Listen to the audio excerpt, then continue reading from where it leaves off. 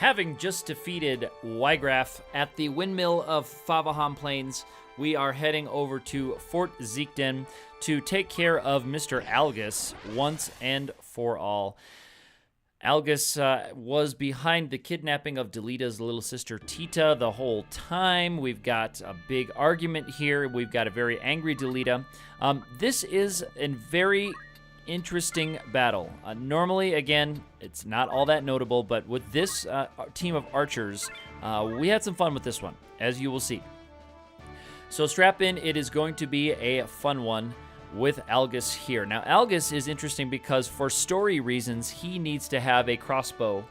As you will see, he snipes Tita before the other knight can bring her into the powder storage shed, the powder magazine.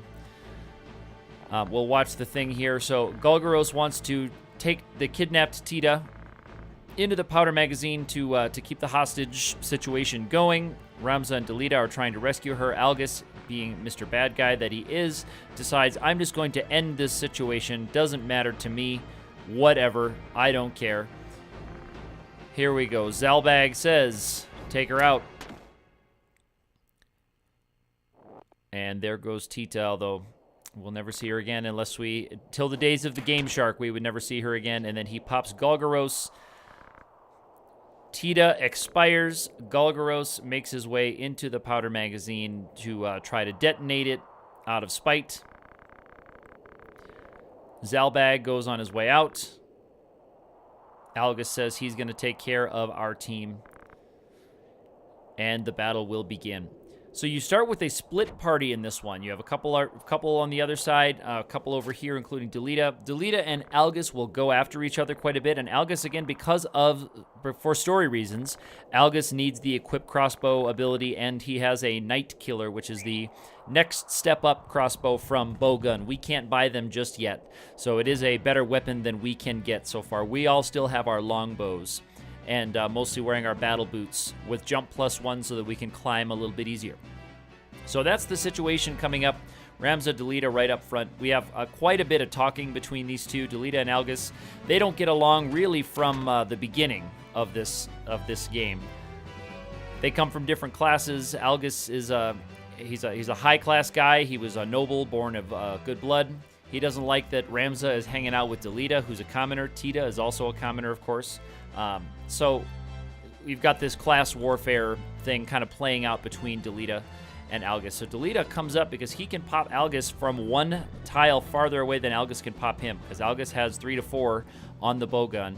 Delita has 3 to 5, and they can improve it if he can get up higher. So Delita normally charges up towards Algis and is kind of worthless after that. Now, Ramza is getting a big spell charged on him, so that's a problem. That's a problem. We can't just go everything after Algis right away. We've got to deal with that spell being cast. And it's a fire too, and it's a doozy, as I said. Now, Ramza could charge up there and just have the wizard target herself. I think is it Tess? Looks like it's Tess. But he says, all right, here we go. I'm going to get a turn faster, so I'm going to attack and wait, charge and wait. And I'm counting tiles here for my other archer, so see if we can take her out before that spell fires off. And again, with the longbow, I would be safer-ish going in front, but I'm counting tiles up here because with 8 height and that wizard at 0 height, I get 4 extra tiles, so I could shoot 9 tiles with that archer if I can get up there.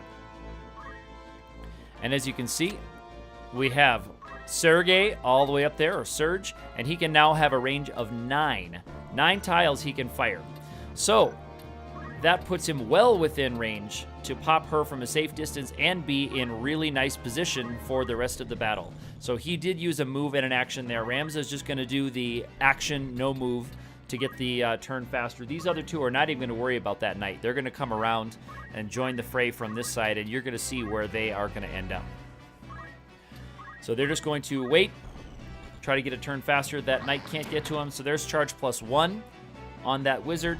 Here comes the other charge from up top, and down she goes. Before that fire 2 can go off, charge +2 on his bowgun. hits Algis.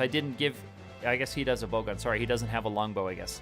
So I don't think I invested in getting Delita much more, and I also liked him having a shield because he tends to just jump up into the fray. So that knight is going to come around that side, chasing after those other two, which are going away. And you can see they got turns much more quickly because they just used one action and waited there. So you may have already guessed now where they are trying to get to. More speaking between Ramza and Algis here again. And Delita's in there. So now Delita normally will get himself killed by charging up to the front. But then Delita later on in the battle needs to deliver some lines. So the game will revive him with 1 hit point so that he can speak. I think it's this one. So, but a lot of times when Delita is just a knight, he runs up to the front and just gets himself killed. But then he'll be revived with 1 hit point. So he can take up another hit. He can absorb another attack after that. So he can deliver his line and gets to be an extra, body sponge, damage sponge for us.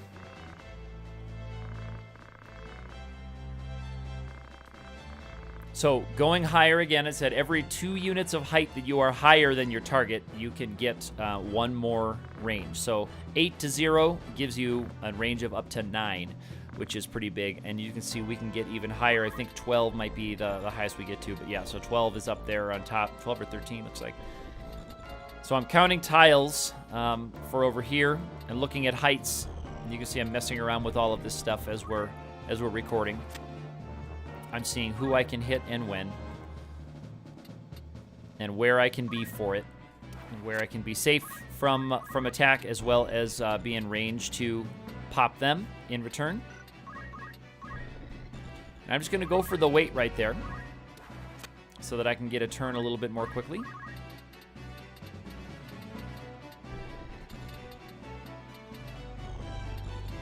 Here is counting tiles for Algis.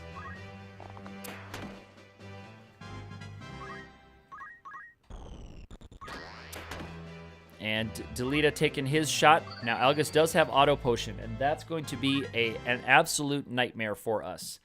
That is scripted for him to have auto potion, and he will be able to heal himself for 30 anytime he takes damage. It's his brave, I think, is the percent of using a counter ability. So we have to hope that we can either do more than 30 damage in attacks or get good luck on some of the lower damage rolls. And that is another auto potion, like Arrow Guard, is a very frustrating ability for a challenge route like this where you can't amplify your damage very easily. So I can't cast, for example, Fire 2 on him, which can do plenty enough damage to overcome an auto potion. I can't do that with these guys. All we have are our bows and the Zodiac alignments that we have, which are fixed, of course. I can, get critical hits, which can do maybe more damage than what it's listed, but as we saw last time, it can also just do the listed amount. It can do your standard amount, just have a nice fancy critical hit animation and knockback.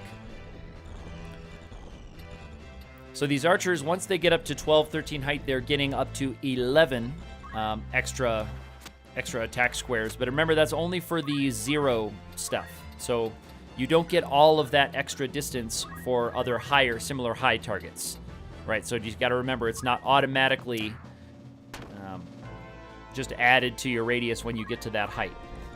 We can still shoot pretty far, and we get pretty much anybody on the battlefield for most of the rest of the fight. So we are in good shape. We will take out this wizard. And all 4 of us are positioned here at 12 and 13 height. Algis is going to be speaking again. Normally, this battle does not last this long, so Algis doesn't often get the extra dialogue here. So it's interesting to see some of those things. There's Delita coming back for another little conversation, the two jabbing at each other. Algis going to pop Delita down, and we won't worry about him for a while. And Algis, being a pretty smart little NPC there, he gets right up against the powder magazine and makes it very difficult for us to hit him makes it very difficult for us to land a hit on him. We have to move to get angle to try to land a hit on him. Remember, we have to be at least 3 away from him.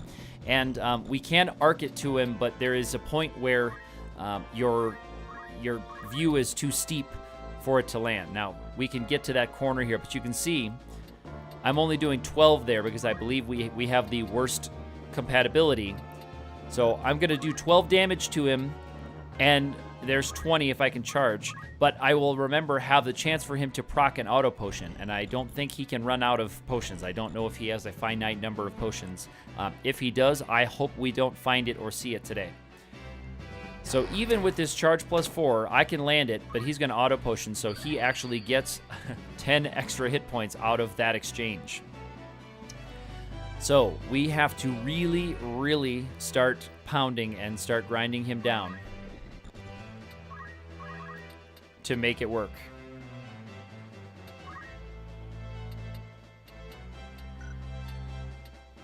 So we got to try to do as much damage as we can and hope that we don't proc it. Now, the 36 from that will be good. Even if he potions, he will be down 6. Of course, the best case scenario is that we hit him for 36 and he does not roll his responsibility. But every extra bit of damage is going to be good, so I'm going to be using the max charge that I can. See here again, I'm doing less than 30, so he could overcome it and actually come out on top if we get bad luck with that. So Ramza backing up to try to get 3 tiles away from Algis. I won't be able to charge on him, so I just have to hope that the 28 sticks and it lands. All right, so the 28 does stick because he did not auto potion that time. The 36, unfortunately, does not stay, but he's still down 6 from that exchange. Gaining some health back. There's the 24, and that one did stick. So 3 attacks, 2 of them stuck where he wasn't able to heal himself. So that was a good exchange, I think, overall. Later on, when we see guys with arrow guard, we'll be looking at about that same kind of chance of success. And here again, he'll have a chance to either end up with 60 or 90 at the end of that exchange, at the end of that charge. And see, charge plus 4. It ended up, I wasn't looking very carefully. It ended up doing the same, and I think that's because of dividing and rounding. Sometimes you don't actually get an increase. Because of dividing rounding, he's got the bad compatibility, so it's all getting subtracted. And anytime you divide in this game, it reduces it to the lower integer. So if the result of a division is 3.5, then it will display just as 3. So you get a penalty of that. So there's a crit for 28, but the auto potion for 30 means he came out on top of that exchange. Ariel on her way. She can't do a ton of damage to him. She has a little lower attack, of course. And then that one, he really came out on top. So he's actually healing himself, and he is on his way. 76. We are slowly but surely getting him down. Slowly but surely getting him down. So there's an example. Right there, that shot, you would not be able to make that with a regular bow. But the bow gun does not suffer a height penalty or a height advantage, of course. So the long bows would not be able to make that shot, but the bow gun ignores height. So now Ramza's charge shot is scheduled to do 48. So it is inevitable that we will wear him down. We should have worn him down long ago, if not for his auto potion ability. Now we're starting to worry about knights coming up. Knights are climbing the tower, and they are going to be in our face here very soon. So obviously the hope is that we can get max damage down on Algis there as much as we possibly can. One way to approach this would be to avoid any attack that does less than 30. I don't like that strategy, though. Okay, there's 48 to him. I don't like that strategy of trying to avoid anything under 30, because then we really be just dealing with a couple of characters attacking him. By the way, the speed save, a couple speed saves can help get him another multiplier. So I like going after him, and if he comes out on top of it, fine. But he has a chance to, to have it stick and stay. Right there it didn't, so he's going to come out 10 ahead. But if that had stayed, we would be good. So I'm willing to take those risks sometimes. Although here, he's just picked himself up 16 over that last 2 exchanges. But these ones, he's not going to be able to overcome that. He's down 10. And Ramza is the same here. I think Ramza, when he gives a charge shot, he can take him down 48. So he could be down another 18. So not a good volley exchange with Algis that time. He can't quite get out of my range, and he can't quite get to that crystal. I really don't want him to get to that crystal. So we are hoping that we don't get our bows broken. I don't care of the leather vest being broken. That is fine. And that blocks us off. So that knight really could have gone for some damage, but decided to go for the armor break of all things to try to do. So going for max damage, 48 on Algis. And when that lands, we'll be good, because I think you have to survive an attack in order to use your responsibility. I don't think he can auto-potion himself after taking that damage if he is dead. So when Ramza's attack resolves and lands, Algis will have shuffled off this mortar coil and left us to enjoy his eternal reward. And now we're just kind of grinding for some JP here, because I do have to buy a couple of expensive abilities. There's Algis down. And there is actually Act 1 finished. The 4th Zeakden explosion is the end of Act 1, or Chapter 1 of this game. So we've seen a couple of interesting battles, and they are just going to get more interesting from here on out.